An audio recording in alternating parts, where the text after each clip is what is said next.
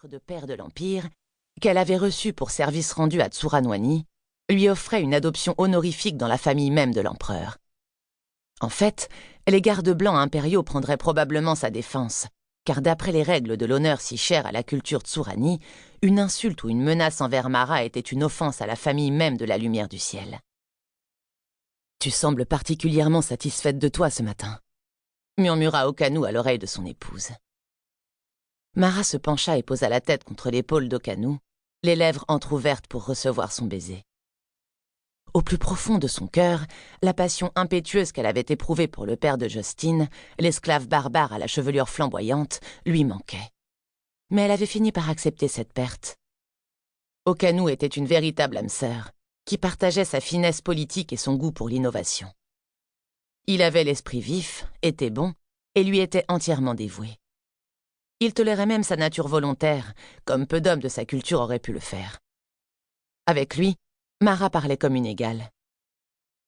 Le mariage avait apporté à la jeune femme un contentement profond et durable, et même si son intérêt pour le grand jeu du conseil avait diminué, elle n'y participait plus contrainte par la peur. Le baiser d'Okanu rendait cet instant aussi chaleureux qu'une coupe de vin, quand soudain, un cri aigu déchira le silence. Mara se dégagea de l'étreinte de son époux, son sourire se reflétant dans les yeux sombres d'Okanu. « Ayaki », conclurent-ils simultanément. L'instant suivant, le bruit de tonnerre d'un cheval au galop résonna sur le sentier longeant la rive du lac.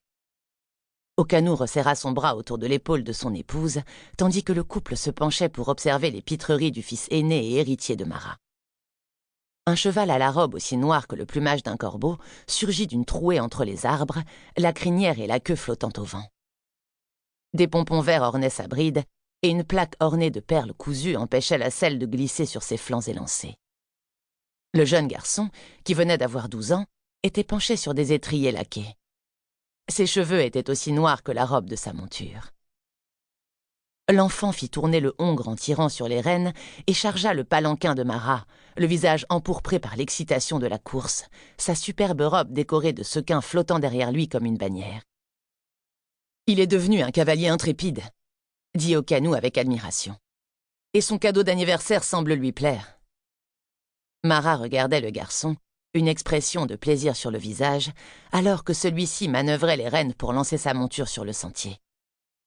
Ayaki était sa joie, la personne qu'elle aimait le plus au monde. Le hongre noir secoua la tête pour protester. L'animal était plein de fougue et impatient de courir.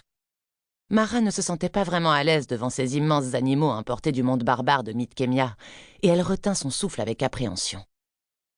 Ayaki avait hérité de la nature sauvage de son père, et depuis la tentative d'assassinat où il avait échappé de justesse au poignard d'un tueur, des humeurs chagrines l'envahissaient de temps à autre. Dans ces moments-là, il semblait vouloir défier la mort, comme si en affrontant le danger, il ressentait plus intensément la vie qui coulait dans ses veines.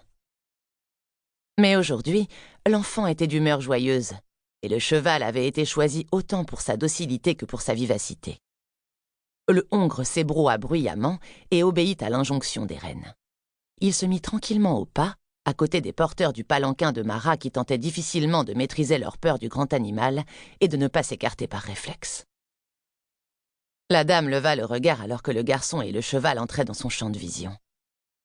Ayaki serait grand, un héritage de ses deux grands-pères. Il avait aussi hérité de la tendance Akoma à la minceur et du courage obstiné de son père. Bien qu'Okanu ne soit pas son père par le sang, l'homme et l'enfant s'aimaient et se respectaient.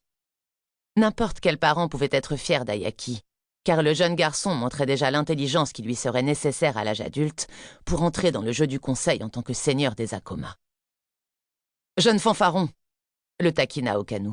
« Nos porteurs sont peut-être les seuls de l'Empire à avoir le privilège d'être chaussés de sandales, mais si tu crois que nous ferons la course contre toi jusqu'au pré, tu te fais des illusions. » Ayaki répondit par un rire. Il fixa sa mère de ses yeux sombres, emplis de l'ivresse de l'instinct.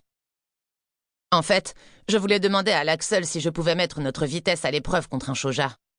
Il peut être intéressant de voir si ces guerriers peuvent rattraper une troupe de cavalerie barbare. S'il y avait une guerre, ce qui n'est pas le cas pour le moment, les dieux soient loués, répondit Okanu d'un ton un peu plus sérieux. Sois poli, et n'offense pas le commandant l'Axel quand tu le lui demanderas. Pour continuer à écouter ce livre audio gratuitement, cliquez sur le lien dans la description et vous pourrez l'écouter en entier sans frais grâce à l'essai de 30 jours d'Audible.